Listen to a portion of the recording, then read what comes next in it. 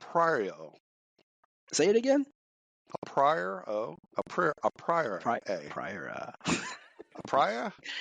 Just spell it for everybody.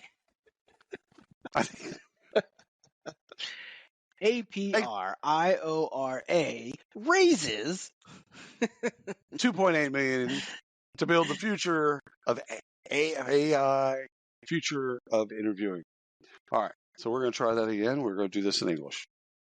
And I'm not going to say their name because I don't know the pronunciation. APRIORA. So prior is in the middle of two A's. How do you like that? a prior. Yeah. So prior. Welcome to Sephora. I'm looking for a perfume that's not too perfumey.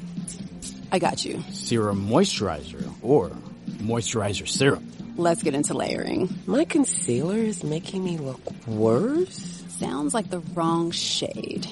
Let's get you matched. There's only one store that really gets what you're going for. Get beauty from people who get beauty. Only at Sephora. Hi, Let's get you a basket. Wish you could become a morning person? You know the type, up before the sun, early morning runs, first one to the office with donuts and a smile. How do they do it? Easy. With the new Galaxy Watch 8, sleep tracking and personalized insights from Samsung Health help you improve so you can wake up to a whole new you. One who, dare I say it, skips the snooze? It's possible. Train your sleep with Galaxy Watch 8. Learn more at Samsung.com. Requires compatible Samsung Galaxy phone, Samsung Health app, and Samsung account. What is going on, everybody? Ryan Leary, William Tincup. Welcome. You are listening to The Barf. It is a look back at the week that was, so you can be prepared for the week that is. I see you waving. William, how are you? It is a wonderful Sunday. My son has graduated high school, and he's moved the tassel and the whole bit. And very exciting. So I have one high school graduate. That officially makes you old. I know, 100%. Yeah. And he's going to be in college soon, so that's even older. Well, someone said, well, you worried about them moving back in with you, and because he's signed up with the Army. 9 years gone. Army ROT scholarship, right? And then he goes in after he does Corps Cadets at A&M. After he does that, he does minimum. Does 4 years with the Army. So we got at least 8 years. Oh, you still have Van. Yeah, we still have Van for 4 years. So, and Van could live with us for 32 years. So it could all, be nothing. Yeah, but he's, it's nice to have a graduate. Yeah. I don't know what that feels like. I got a couple years for that, but I noticed two things about you today. Yes, do tell. The SpongeBob shirt looks fantastic on you. Oh, thank you. I like SpongeBob. It looks good. I can never do a SpongeBob. I just can't do that color. That color doesn't look good. Well, a lot of parents don't like it. I remember early on when I would wear it to like soccer games and stuff, and parents would look at me like, "We don't let our children watch SpongeBob." I'm like, "That's your fault." Sucks to be you. Yeah, I watch it for myself. They watch it because they have no idea what's going on. But anyway, And you shaved. I did every once in a while. It doesn't happen often. Although you told me the other day you didn't shave. You still have stubble. Oh yeah. They don't have a razor. They can't. I mean, you can go at some places. They could have a straight razor and they can actually shave, but they have to have a specific license for it in Texas. But this is just they take just their trimmers and they go as far down as they can, and it'll grow out about another 2 or 3 weeks. I like to do it just to actually see my face. Because I usually have a beard or thick beard for a while, like years, like down to your knees. It's all good. Yeah, exactly. It's not a beard. It's like Santa. ZZ Top called. Yeah, they like their beard back. Yeah. So, but yeah, it's nice. And got my hair cut. I'm not cut. I got my hair shampooed and shaved, and got the undercarriage shaved. Oh, but yeah. You know what? We've learned enough about you today. Why don't we jump in? I think we should. Because there's a lot of good stuff this week. Well, we had some great stories. Let me pitch this first one to you. Go for it. Eightfold AI talent tracking brings AI native ATS to every organization. So this was on PR Newswire. Eightfold think talent intelligence Now, what's really interesting here is that because they're talent intelligence that goes all the way through the organization, they've extended this further out into the ATS. And I'm assuming that they go further after this gets kind of implemented and integrated. They do all their bits. That it goes even further out to sourcing, so that they can do the talent intelligence work to then say, okay, Janet, super productive. We just promoted her 3 times, and it goes all the way back into source of hire. So they want to have that type of intelligence. I think it's good for their customers. Eightfold's one of those companies, kind of like Paradox, where I kind of know them, but I don't know them. I feel like they market really well. They've both brought in a ton of money, but this is, I think, good for them. Now, I guess the folks that were ATS partners of theirs probably don't think it is, but I think it's good for their customers. Yeah, you're right. Eightfold is the one you see at the events that have an 80 by 80 area, and you're not quite sure what they do. But I definitely like this play. I like get people out of the old school ATSs. This could be pretty good. I like it. All right, so Recruitix launches the Talent Labor Index. Have you seen this yet? I have not seen this. What is this? Okay, so I love this. This is a new product release that tracks the price of attracting talent across all industries through paid channels. So I like this play because it's more accurate, I think. It's a more accurate signal of actual demand, right? So what are companies willing to pay? Not how many openings do they have, but how much are companies willing to pay to attract very specific talent for very specific roles? Where are they placing a higher priority? This is why I like this play.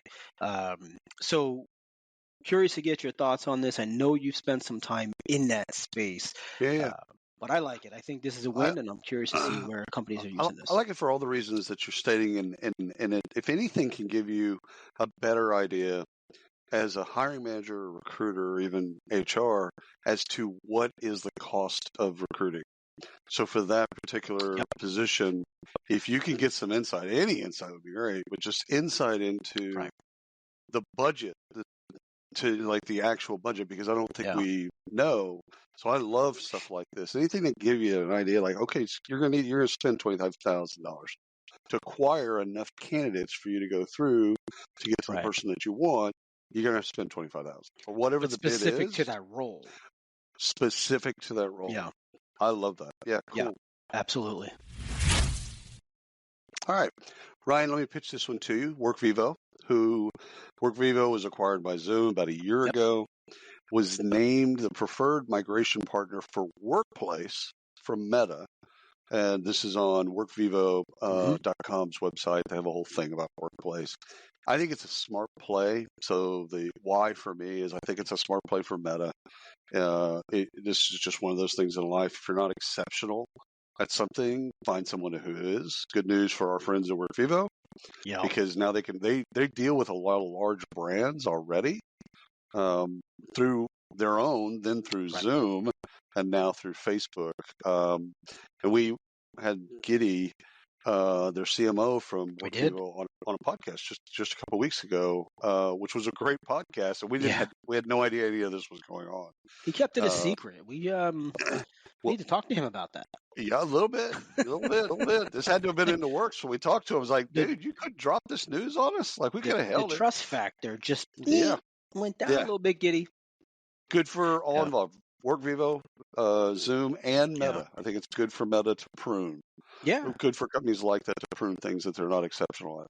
They should have done it much quicker, I think. I mean, you know my thoughts on this. They were a social network. Getting into this space was really stupid. I don't think they needed to be there. So I'm glad to see this like Microsoft. If you're going to get into it, get into it. Like, go build a bunch of stuff, Teams, and go back to all the way to Yammer and Skype and all of these, like LinkedIn. If you're going to get in, get in. 2 feet, jump in. All right, I've got one here. So, Indeed recognizes that their business needs to be more agile. So I think this is good for Indeed. Indeed is a very complex organization. Over the years, they've grown, they've bloated a lot for whatever reason, and I think this is good that they've realized that they need to become more agile in the marketplace. Times are evolving, organizations are evolving. They're very complex, but they solve a very simple issue. They solve a very simple problem within an organization, but it just became way too hard to buy from them. Way too hard to buy from them. People didn't know what they were buying, but I like their direction. I like where they're focusing. They've got the Indeed sourcing platform now and some of the other options that are out there for employers. I think this can be a good move for them. Curious to see where it goes. But hey, good luck to everybody there, and see what happens.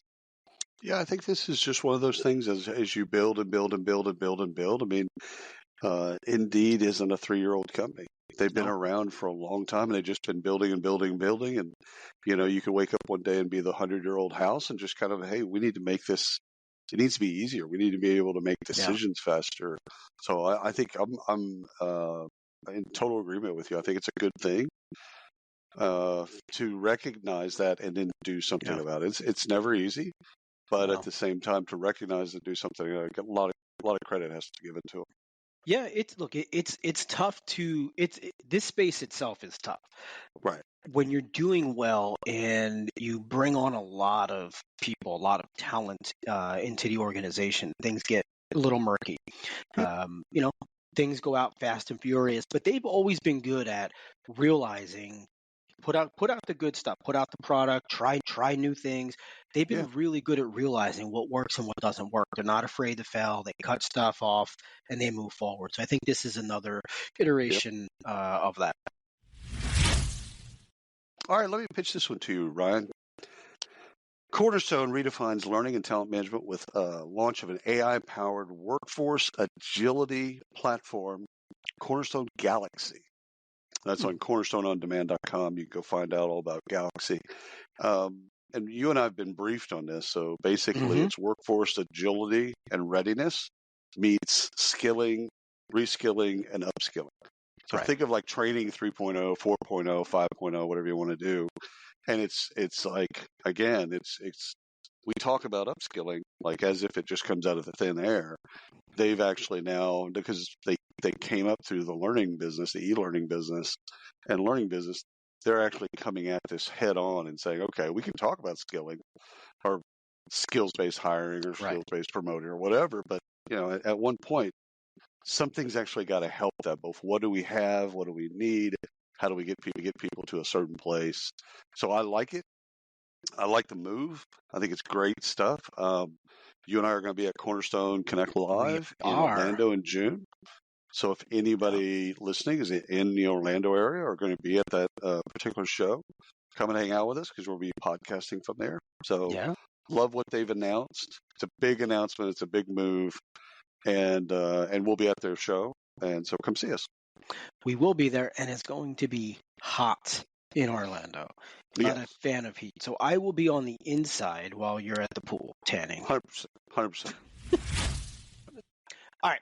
Another one here. So this is probably one of my favorite stories this week. I'm a huge fan of Google Workspace and everything that they offer. Early adopter of Google Gemini. So I'm excited for this. But Google Gemini is going enterprise. So let's face it, a lot of companies, a lot of organizations use Google Workspace as the foundation for all of their communication and for work in general. I think more than what people actually realize. What I like about this is this new release and some of the updates that they've actually. What I think people don't realize, a lot of people may not realize, is that Google is inside of HR. Google is inside of talent acquisition. This is just another push into it, and they're doing pretty well here. So users can ask Gemini. I'm sure you've probably seen Gemini come through all your stuff, right? So users can ask Gemini to summarize emails, They can analyze attachments like resumes. They can create onboarding checklists based on the communications that you're having with candidates. So as you're in your email talking to candidates, you can prompt it to create a checklist of things to do for pre-onboarding, et cetera, whatever you're working on at the time. So anyhow, if you haven't paid close attention in meetings, in different chats or emails on a very specific topic, which I am fully guilty of, and you know this, I am very guilty of it. I can now call on Gemini to say, hey, pull everything in this thread, summarize it for me, and give me the action items that I need to do. Then it looks like I actually did the work, and I read and paid attention. What did William tell me to do? Yes. What did William tell me to do? Yeah. Which I often miss. Just going to own up to it. It's all right. But, I think what's cool about it is we use all of the Google products, right? We do, yeah. So like our organizations, it's small, but our organization runs completely on Google. So Docs, Chats, chat. everything. We moved out of Slack to chat because we just found it easier. Yeah. Based on being a small company, but also based on it's just the two of us. We don't need it to be over engineered.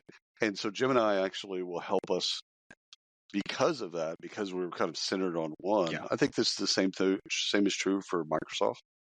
The folks that are a Microsoft shop, that they have everything in Outlook and they use Teams and they've got the AI products as well. Yeah. So, I think it's good. And it's good for us specifically, but it's good for people to understand that this is making your life better, making your life easier. So, and hopefully work easier. I think for certain organizations, I think it will. But you can check it out. It's on the Google site. It's like /AI/HR. So it's an actual specific HR page for this. This isn't just a use case that cool. I'm dreaming up. They actually are within HR and pushing for it. All right, Ryan, let's move to the acquisitions part of the BARF. Let's do it. Kelly Services to buy Motion Recruitment Partners, that's MRP, in a historic $425 million in cash. Nice. So this was on a lot of cash, baby. That's the greenbacks right there. So this was on staffingindustry.com, so you can go read all about it because they go a little bit deeper into what's important about it. But the acquisition, one of the things of note is it's the largest in Kelly's history. So that's saying something because Kelly's been around for a long time, done a lot of good work. And I think now that they've bought another partner like this, I'm interested to see if they start either doing funding with technology or buying technology, like a lot of the other staffing and RPO players.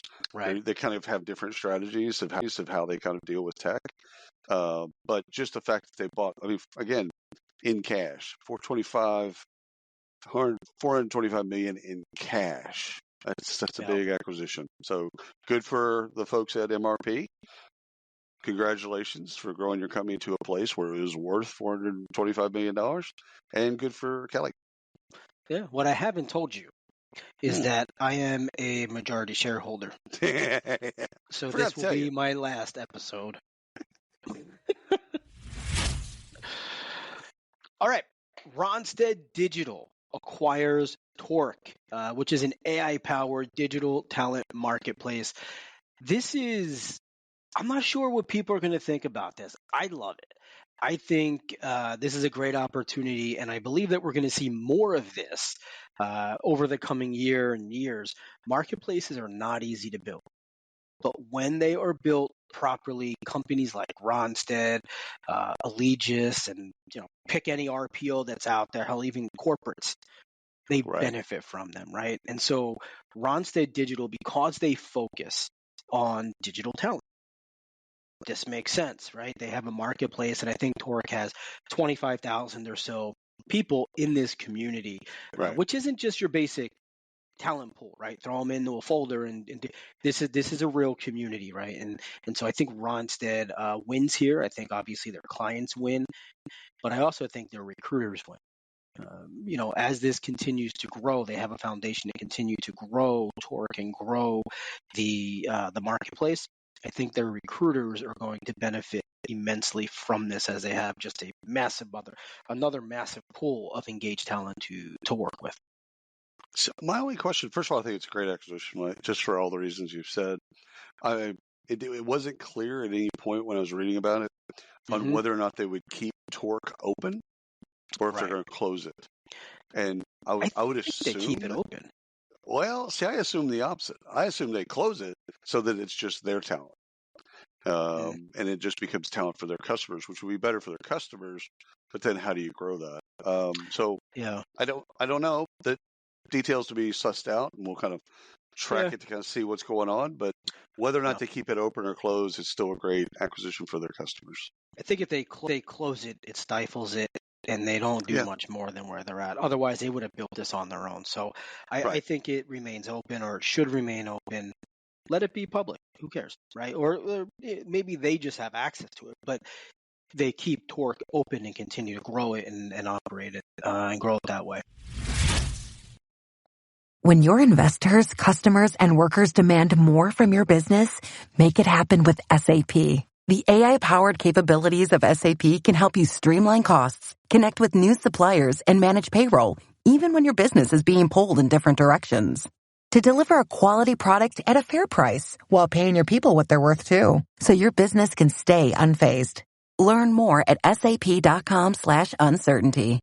Mint is still $15 a month for premium wireless. And if you haven't made the switch yet, here are 15 reasons why you should. 1, it's $15 a month. 2, seriously, it's $15 a month. 3, no big contrast. 4, I use it. 5, my mom uses it. Are you playing me off? That's what's happening, right? Okay, give it a try at mintmobile.com/switch. Upfront payment of $45 for 3-month plan, $15 per month equivalent required. New customer offer first 3 months only. Then full price plan options available. Taxes and fees extra. See mintmobile.com. All right, let me pitch another acquisition to Iris. Acquires Swipe Clock. So this is on irisglobal.com. So think of Iris as global payroll, and then think of Swipe Clock as workforce management. And now this is a kind of a solid acquisition to bring those things together. So global payroll, workforce management is an integrated solution, and a global integrated solution at that. So kind of whenever you see these acquisitions where it's like, okay, they could have built it, check, or they could just acquire it. They started as partners. Like a lot of these things happen, they started as partners. They started having a lot of customers in common. It's just like one's going to acquire the other, and then basically make one unit out of it. And SwipeCloud has 2 great products that are super well used, and so I think it just makes sense to integrate those things together, and then now have a kind of like what UKG, the thought of Kronos and Ultimate Software coming together to form UKG. It's just better to have a solution that's fully integrated, especially for global players. So good for them. And I think there, a lesson that could be taken from this, among others, for a lot of the companies that we talk to, and they're contemplating: do I join the marketplace? Do I become a partner? What do I do at an event like HR Tech? This is what you do, right? You become a partner. You get into these marketplaces. You become integrated through your customers. Get a whole lot of mutual customers. Do great things, and then you're rewarded with something like this. All right, another acquisition. Shepherd is now somewhere.com. I kind of like that domain. Somewhere. It is, somewhere. Yeah, so it's a $29.7 million acquisition, and they also take on a new CEO. I'm conflicted on this one. Let me tell you why. I'm sure you'll have some thoughts. So first off, congrats to the team and everyone involved, right? Acquisitions require congratulations. People get paid. They work hard. So kudos there. Congratulations. So somewhere.com is focused on hiring remote overseas talent. They have centers in the Philippines. They have centers in Latam. On their site, they pitched themselves as a headhunter agency for finding top overseas talent. Okay. This is where I'm not sure, so I get what they do. Fantastic. Right. Yeah. This is where I'm conflicted. The opening line on their website, and this is probably because I'm in the U.S. Right. We find you amazing employees that cost 80% less than U.S. equivalents. Are they at 80% less productive or less competent or like? I don't know. Right? Are we talking about apples for apples? I didn't even think about that. I just read the words and I was kind of like, huh, that's offensive. Yeah, like I kind of took offense to that. I was okay, but you know what? Again, congrats, right? But you're right. Are they 80% less productive? What are the results? And look, other countries have fantastic talent. I guess I was just a little offended, but whatever. No. It's an easy. First of all, it's an easy way to market kind of your value prop. It's like, look at they cost more because they're arrogant, or they cost more because their cost of living is higher, or they cost more because they have student debt, and so they have to pay people more. Like, there's a lot of factors, and this is an easy way to kind of tell the market, hey, you can get the same thing. Now, that would have been probably a better way of phrasing. You get the same quality talent for less. For less, right? And they're targeting companies in North America, or in America. So now, I can see the somewhere.com becoming a Marx Brothers bit, where someone asks the question, well, what's the URL? Somewhere.com. Somewhere. Like, no, but what's the URL? Somewhere.com. No, who's on understand. first? Yeah, exactly. It's a who's on first. So I could do a whole bit on somewhere.com as a Marx Brothers bit. But I do like the domain. I'm not gonna lie. like the name. I like the domain. I'm just saying how I would look at that. Is I would full on Marx Brothers somewhere. It's somewhere.com. Somewhere. Ryan, we have met the R in BARF. That is research for those. Research. So we're going to go into a couple of research. Microsoft and LinkedIn release the 2024 Work Trend Index on the state of AI at work. Who knew? Yeah, you go to news.microsoft.com, search for it, find it. So I brought one stat to you, which I found fascinating. 78% of AI users will bring their tools to work, bring their own tools to work. So why don't you as a business have them or block them, God forbid. This concept of bring your own AI, BYOAI, did you make the acronym up, or is that no? I swear to God, I wanted to. Someone had already done it though. I was going like when I read "Bring Your Own AI," I'm like, all right, what is that? BY? Oh, damn it! It's already there in brackets. Anyhow, what you and I learned, I think, this week was that a lot of the Fortune 1000, they kind of go back and forth on this. They love AI. Yeah. They provide AI tools, and then some block AI, like all of them. Gen AI, they just block everything. And of course, that's not tenable. So there's probably this idea that they're going to bring their tools anyhow, which made me think of that whole thing with the Borg of resistance is futile. Yeah. So I think this idea of the user, 78% is a big number. And again, that's 78% of AI users. So those are within those folks, they're going to bring their tools to work. I've learned how to use whatever tool .ai. I'm bringing that to work. Yeah. So what do you think? This is like the old sourcing conversation, right? For recruiters. My company pays for this. Right. I'm going to bring these 5 things because these Chrome extensions really kick ass. I know how to use them. Right. I mean, it's just not going to work. It'll work for a little bit, but it's just not. There's too much security. There's too much concern. Privacy. Your company's going to provide you. If they don't, they're not going to be around. So you'll need a new job anyway, right? Let's just say what it is. Back to sourcing. So be happy with it. You're going to get what you need. It's not in its infancy, but it kind of is in its infancy. Companies are struggling bringing tech on. They're struggling with the change, all of that good stuff. Right. Just go with it. Be happy. Embrace. That's my word. Embrace. I've got a melon for you here. Upwork. Upwork says, so you got to take this research with a grain of salt, right? Upwork says Gen Z is abandoning conventional 9-to-5 corporate jobs for freelance gigs. Okay, it's the truth. It actually is.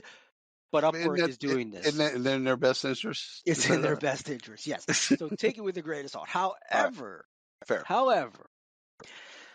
Okay, Gen Z, this kind of made me say, okay, well, it's their report. They sponsored it. They did it. It benefits them. But this line here, kind of I went with it, and I believe it. Gen Z, in their formative years, experience 94% of all job growth coming from alternative workforce arrangements in the U.S. So 94% of everything job related, job growth, more money, more anything, came from alternative opportunities, not staying in their career or with their employer, not going up working their way up the ladder, and working 3, 4, and 5 gig jobs to make that happen. That is very telling to me. So you got to read the research. The whole report is actually pretty fascinating, but that stat or that line stuck out to me, and I think that is very, very telling, both for obviously corporate employers or enterprises to understand it's okay to treat people differently moving forward. It's akin to us telling our kids, you can't have a phone. Right. You can't do this, or you can't do your math on a computer or whatever it is. Right. That's all they know.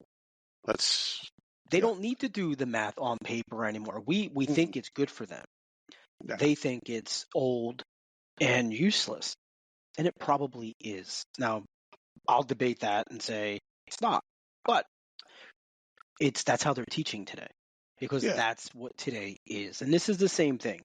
So I just thought that was pretty telling for me. I like it. I'd like for it to be validated by Gartner or somebody else, Deloitte, that says the same thing.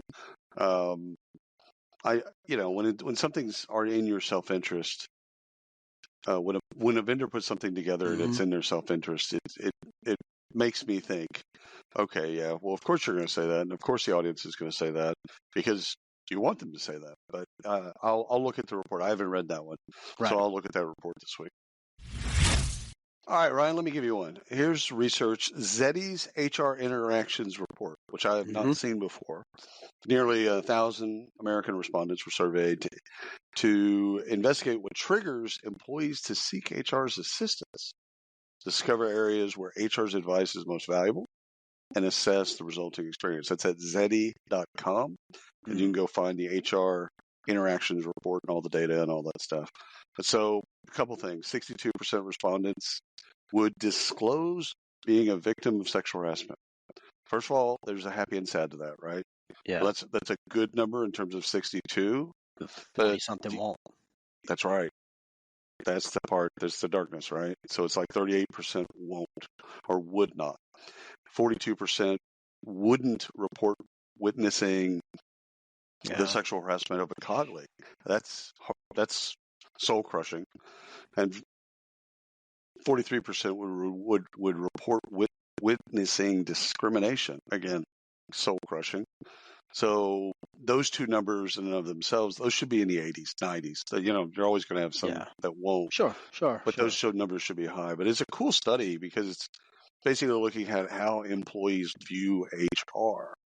Yeah. When they want to go and talk to HR about something. And so I'd like for the study to be bigger, of course, so I can understand kind of enterprise versus SMB or international versus domestic. But cool stats.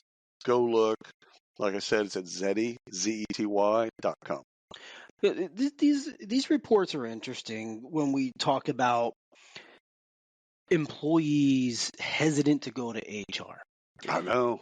It's really interesting because it's, and so I hesitate and I smile at the same time. Because there's one stat in there that I can remember.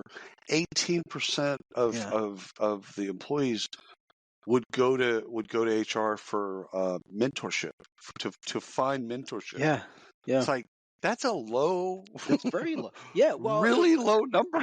I forget who we were talking to. It was just recently. I was on a rampage with HR that week, and I asked, like, I've always, and I'll use myself as an example. I've always viewed HR as bad. Yep. It's just been bad. Not bad people. Not that they're bad. Good people. You only went to nothing HR. Nothing good happens at HR. Not right. If you go into that office, and so sidetrack, but it's an office. JCPenney. You go into JCPenney in the mall by me, which is just completely fucking empty, by the way. But you go into JCPenney, and then you go down the corridor to go into the bathroom. There's an office, and it's the HR personnel. It says, I'm gonna go there. I'm gonna take a picture of it. It says HR-personnel office. Yeah. If you're going to that office in the far end of the building, in the basement, that's a bad thing. Like, that's how I felt. And so I think a lot of people still view HR that way, which is completely wrong. Right. Completely wrong. So I know people are, why are you? It's wrong. I get it. HR does so much more. I know a lot of people. Obviously, we know a lot of people in HR. Anyhow, yeah, those numbers are troublesome. Yeah, go take a look at the report. All right, so our friends at Lighthouse. Lighthouse, Ben Eubanks over there does fantastic research. 2024 talent acquisition trends. So what's new? What's next? Fantastic report. You got to go read it. I'll give you the 3 or 4 lines that I've kind of my overview in my mind that I'm thinking. So hiring is harder today than it's ever been. The process is different. Tech is different. People are different. Things just aren't predictable. Although an argument could be made that things are predictable or getting better at being predictable.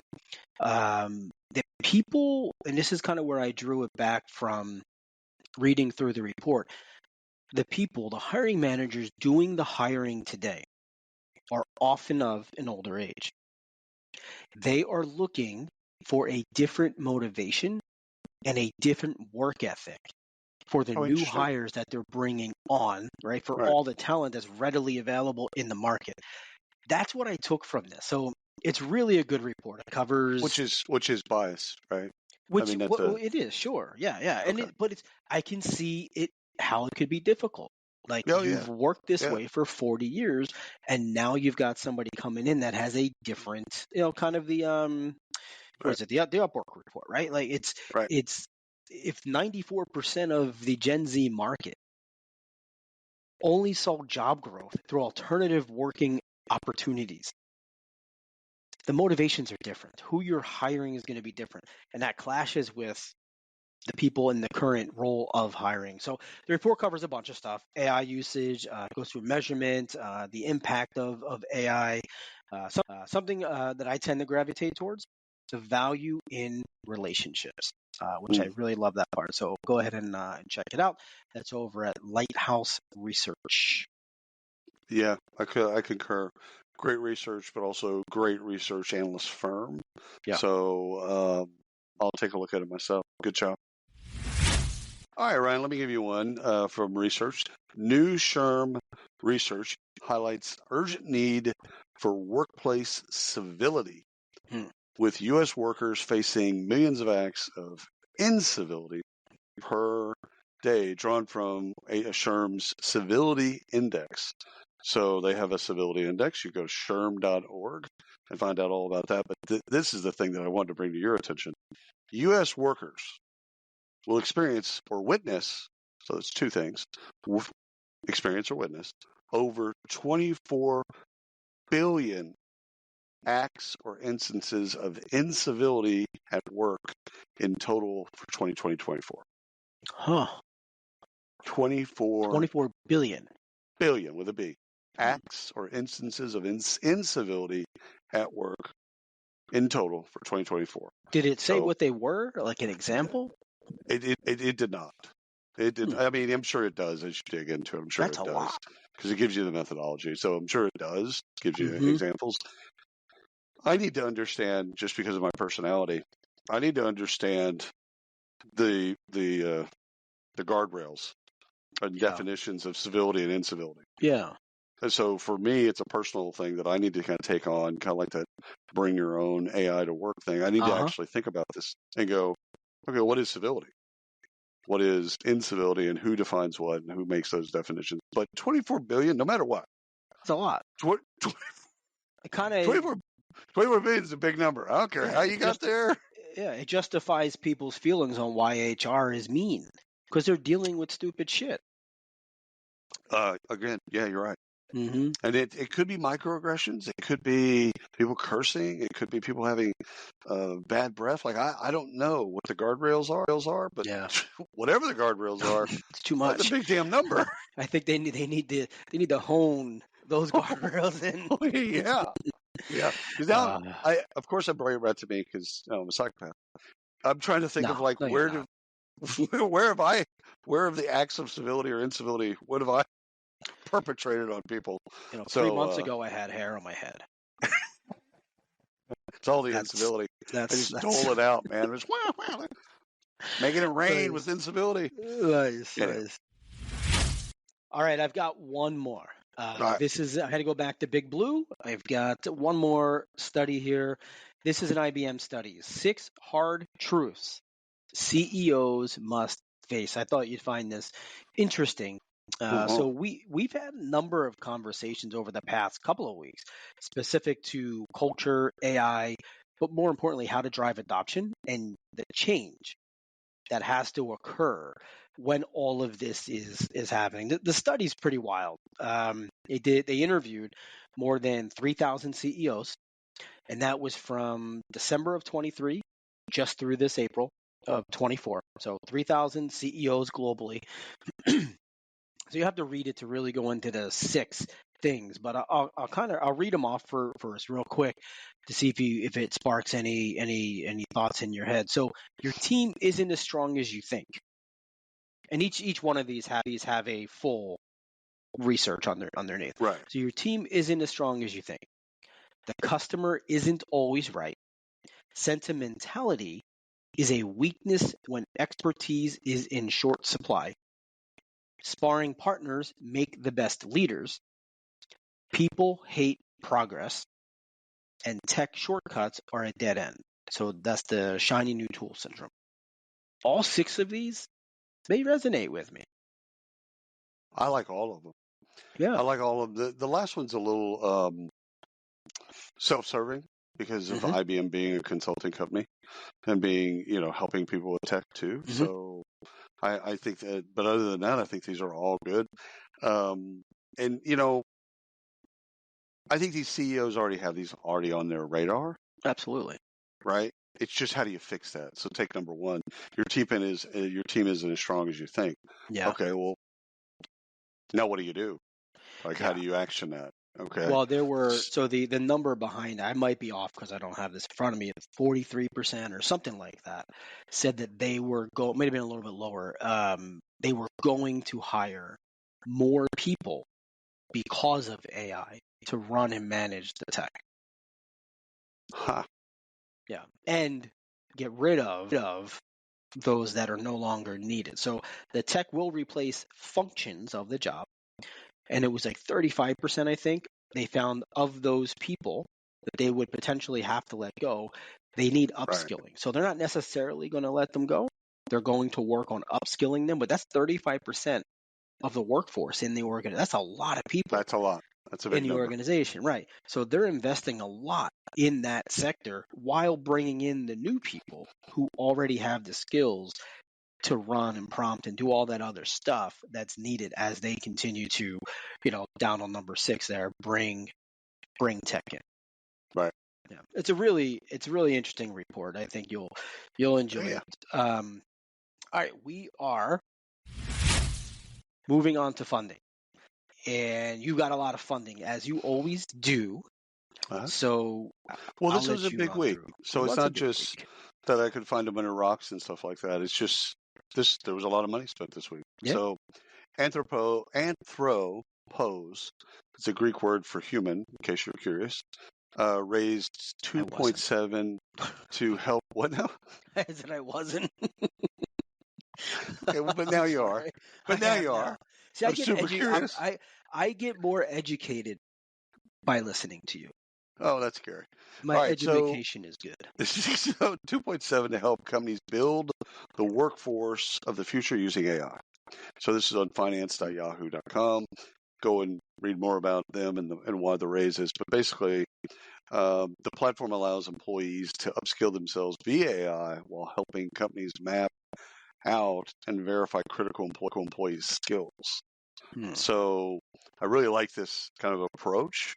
And upskilling, it kind of pushes upskilling into this is also up to you. So now you know what you need to learn, and at the same time, here's where you're at. So I like all of it.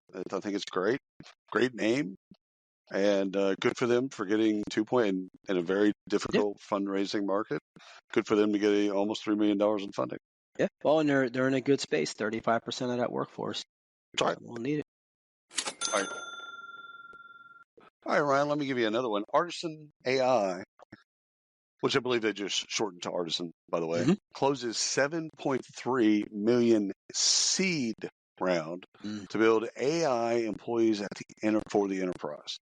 So, first of all, a 7.3 seed round. That's like an 8 round. That's good. That's a big seed right there. Yeah. So imagine if that's their seed, their A round's going to be in the 20 millions, right? So that's kind of how that plays out.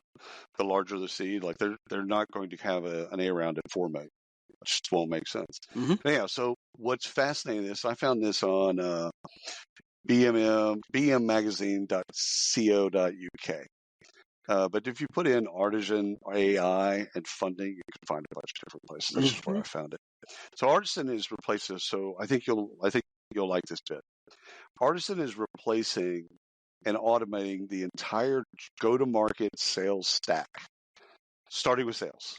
Right. So Artisan AI launched their AI BDR, Ava, in February 2023. She automates 80% of a BDR's role.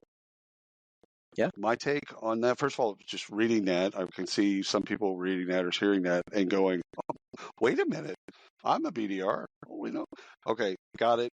But what my take is that this is actually going to make BDRs more productive because it's going to automate all that crap that they have to do, just like what we see in recruiting, just what we see in sourcing.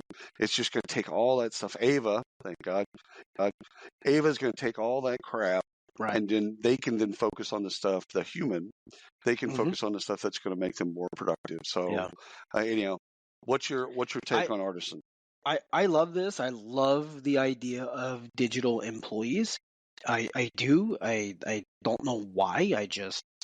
It's just always struck me as fascinating that we can do this, and now it's here. What I like about this particular, what I like about the article, at least that I read on it, the interview that I read on it, their CEO made a comment that I thought was interesting. He said, "Our competitors are building solutions that sit on top of existing stacks. That's not the right way to go. They're building the new stack." And I think that's why their seed round was bigger. I think they really have a good thing going here, and they have a different vision of what it is that is unique to some of the others that are out there. This isn't an add-on. This is the layer that you're going to need, in their eyes, to move forward in the workplace. Also genius is they're starting with something revenue facing.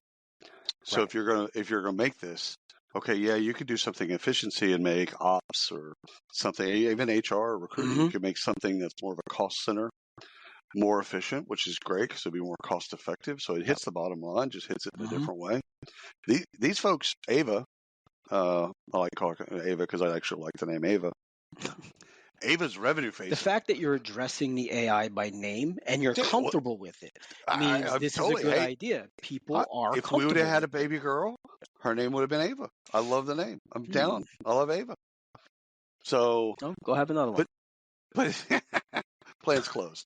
So I like that they're focused on revenue. So they go to market and Absolutely. BDRs and all that stuff. Like, so how can we get more for less and have the technology do it in a way that you're talking about building the own stack, but have this actually bring more revenue to the firm? Genius. Just genius level genius. All right, I got another one for you. Vita, that's capital VEDA. I'm sure it sounds for something. Raises 17 million in euros. Payroll as a service. So this was at tech.eu. And so it's a German-based company that'll basically, they got it right. This is how you kind of tell that this thing. First of all, 17 million is a big number.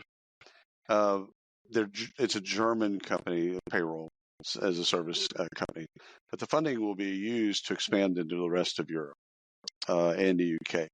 Now, what's interesting about this particular fundraise is they were recently acquired by Investcorp. And Investcorp, as you look that up, is a 40-year-old investment firm, PE primarily, which in the PE side of things, they've deployed over $6 billion. So, you look at it, you say, oh, they raised $17 million. Okay, yeah. Yeah, well, wait, there's more. There's $17 million. And, oh, by the way, they got it right in Germany, which is one of the hardest places to get things right from an HR perspective, especially something like payroll. Now they're going to expand it to all of Europe. And they've got the backing. So the 17 million is like a rounding error for Investcorp. Investcorp, they've got more money, so they can now go into Switzerland, they go to Benelux, they go into any of the other places that they want to, because they've already kind of got it right in Germany. France would probably be difficult.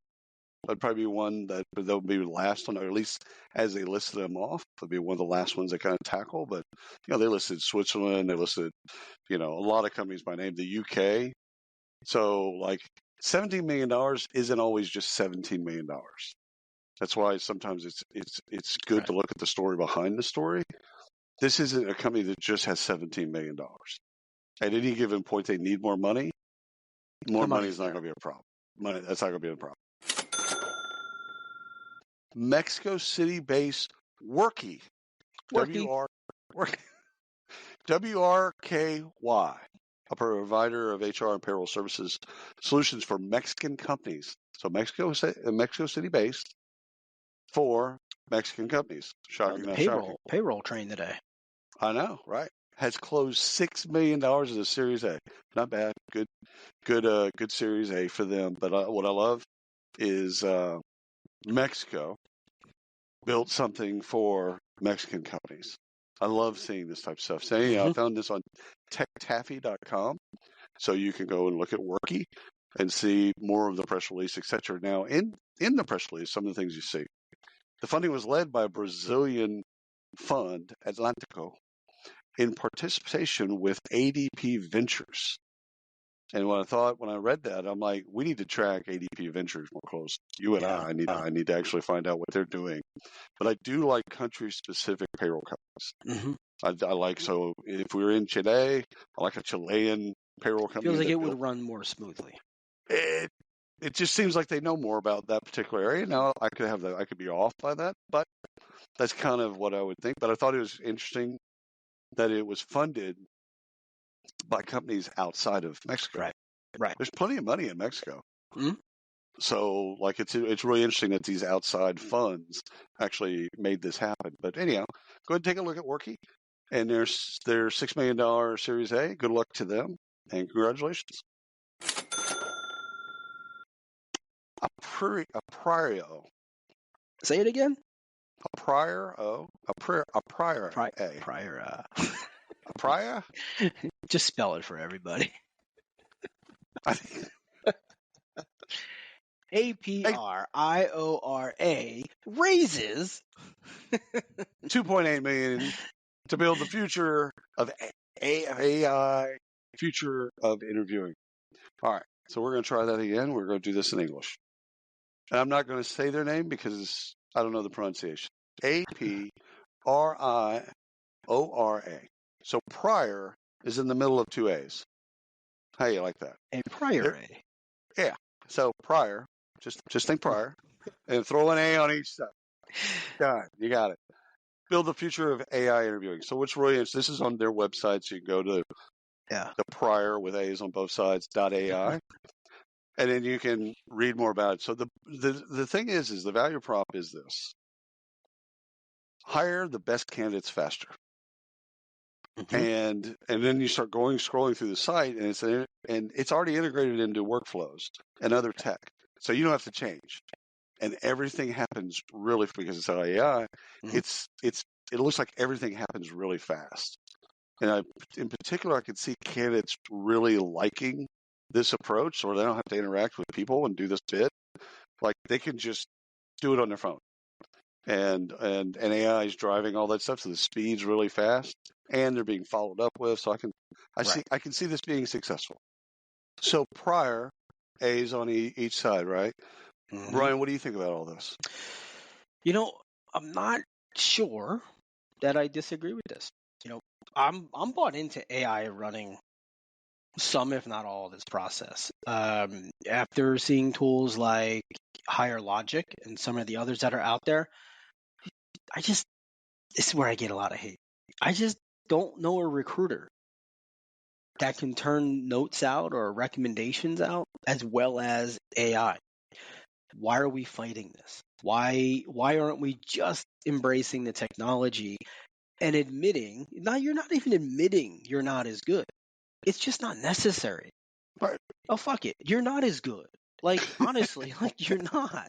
Like, if you, I would love to do this. I would love to take candidate interview notes from a recruiter over the last, go get your Google Docs, take that over the last 12 months. Throw that into an AI. Run some comparisons. I'm going to guess the majority of it says the same thing. This candidate's fantastic because.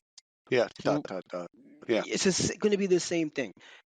Leverage the technology. Embrace it. Love it. It's going to make you better at what you do. You're going to close more. It's like having a fist fight with a calculator. Like, stop. Calculator's okay. Yeah. I can care less about cosine and all that other crap. Honestly, just fuck it. Tell me what buttons to hit. All right, Ryan, let me give you another one. Sona, a frontline workforce management platform, raised $27.5 million with eyes on U.S. expansion. So this is TechCrunch. So you go to TechCrunch.com, type in Sona, S-O-N-A, with and an you can S and an A on the end. That's right. It's an on. It's on with an S and an A. I'm gonna look at every word today for this. You didn't see prior? It's mom. It's O with an M on either side. That's right. Oh, it's your O face. Oh. Go ahead. I'm sorry. TechCrunch.com. Go take a look at that Sona. So 2/3, some of the things that are really interesting in the article, 2/3 of the U.S. workforce are in frontline jobs. So Sona's London-based. So it would be really interesting to see, how they cross the pond. Yeah. Sometimes that's really easy. Sometimes there's a lot of learning involved. I remember SHL came to the U.S. like 5 different times. That's an overstatement, of course, but it wasn't as easy coming across the pond. And that's true of us Americans going to Australia or Americans going anywhere. Frontline tech has kind of been this, the redheaded stepchild of work tech or HR tech for a long time. A lot of enterprise focus, and a lot of the people that work in high volume or hourly or frontline haven't had great tools. Right. So I'm kind of always I'm pulling for them in particular, Sona, but I'm also pulling for the way that their money is getting spent in that part of the technology market. So what do you think about Sona? With an S and an A. The all. I love this space. I absolutely love it, and I've grown to love it more over the last probably year and a half. I actually want to study it now. So labor mismanagement is probably the single biggest cost to a multi-location company, right? So I'm thinking the Gap or Old Navy or McDonald's or Subway, any of these companies. But it's also one of the most controllable. if you have the proper tech process, so on and so forth. So think shift scheduling, location management, forecasting, all of this stuff affects the company, the people, the culture. People love you, they hate you, your customers, everything. It affects it all. And you're right, it's been underserved. But there's also a lot of inner workings there that's a challenge for talent acquisition, right? Just pure sheer volume. And all the stories we hear, the no-shows, or people not taking their role seriously. They're just in and out, they job hop. If I were to go back into talent acquisition, if I were to go back into HR as a practitioner, I would probably choose a company that is similar or in this situation that has multi-location, because I just think it's a challenge that is it's just exciting for me for some stupid reason.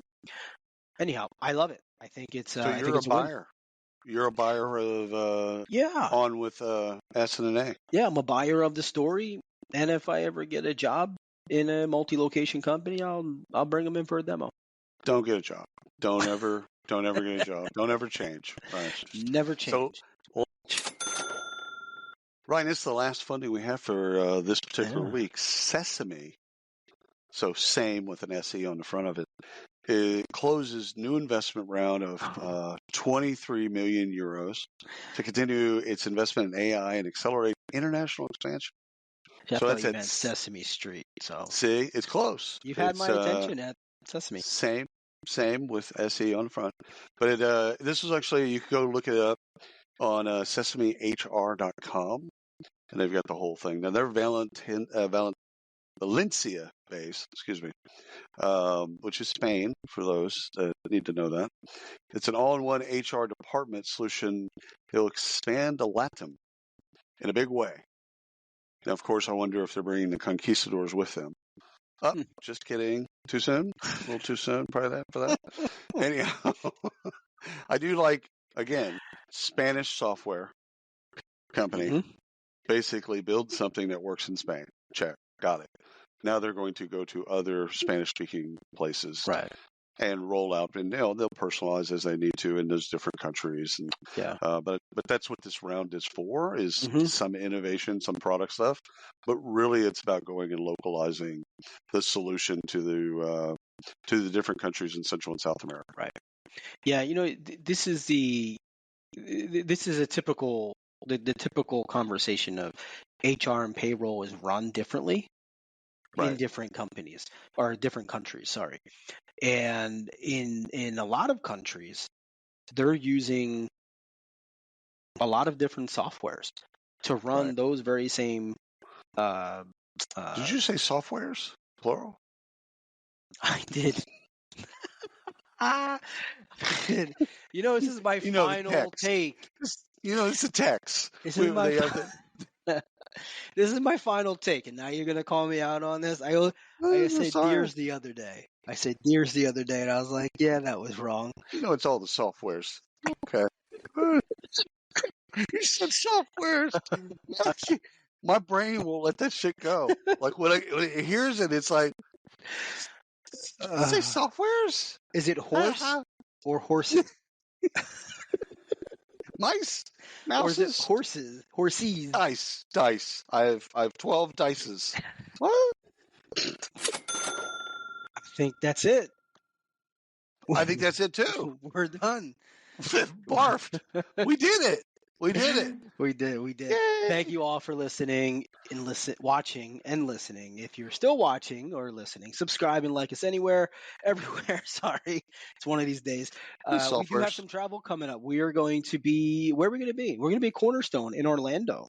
That's correct. In June 9th, 10th, 11th, somewhere in there. Yeah. So if you are in Orlando, please let us know. Send us a message. Let's connect, and we'll do some fun things.